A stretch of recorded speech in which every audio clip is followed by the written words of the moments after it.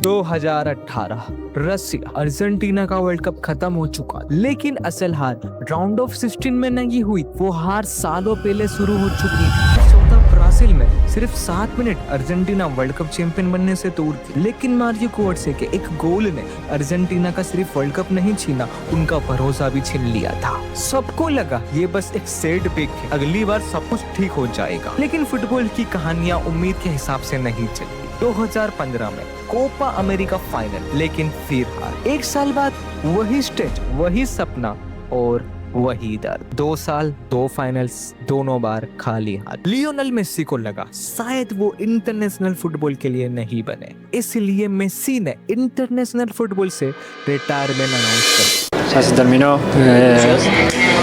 Ya está, la peleé mucho, lo intenté, ya son 4 finales, no pude ganarla, hice todo lo posible. Me duele más que... और उस एक फैसले ने सिर्फ Argentina को नहीं, पूरी फुटबॉल दुनिया को हिला दिया।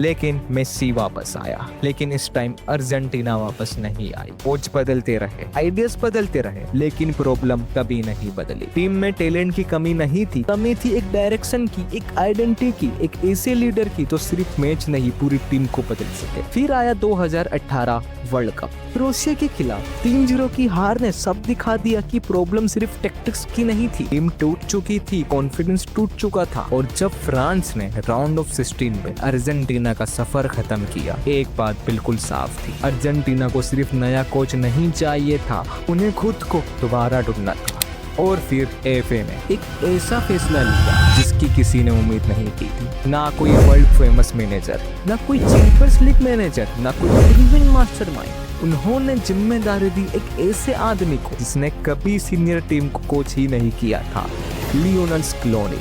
और बहुत लोगों को लगा कि अपॉइंटमेंट शुरू होने से पहले ही फेल हो चुकी है, लेकिन किसी को अंदाजा नहीं था कि फुटबॉल की सबसे खूबसूरत कहानियों में से एक अब शुरू होने वाली थी। The biggest gamble had just begun.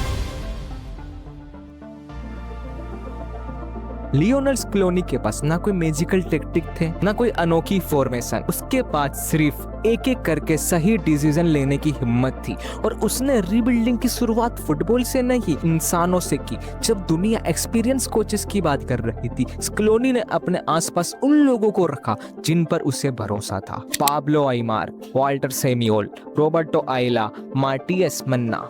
ये सिर्फ कोचिंग स्टाफ नहीं थे, ये वो लोग थे जो हर डिसीजन को चैलेंज भी करते थे और सपोर्ट भी। अर्जेंटीना का नया प्रोजेक्ट एक आदमी का नहीं, एक टीम का प्रोजेक्ट बन गया। फिर आया शायद सबसे जरूरी डिसीजन, लियोनेल मेसी। सालों तक अर्जेंटीना की हर उम्मीद सिर्फ उसके पैरों पर टिकी हुई थी। स्कलोनी ने वो बोझ हल्का कर दिया। उसने मेसी को सिर्फ गोल्स करने वाला सुपरस्टार नहीं बनाया, बल्कि ड्रेसिंग रूम का लीडर बना दिया। अब अर्जेंटीना मेसी के लिए नहीं खेल रही थी, सब मेसी के साथ खेल रहे थे, और ये फर्क बहुत बड़ा था। इसके बाद स्कलोनी ने एक और रिस्क लिया। उसने नाम से ज्यादा परफॉर्मेंस को अहमियत दी, इसलिए नए चेहरे आने लगे। Cristian Romero, Julian Alvarez, Enzo Fernandez, इमिनो मार्टिनेज, रोड्रिगो डी पॉल।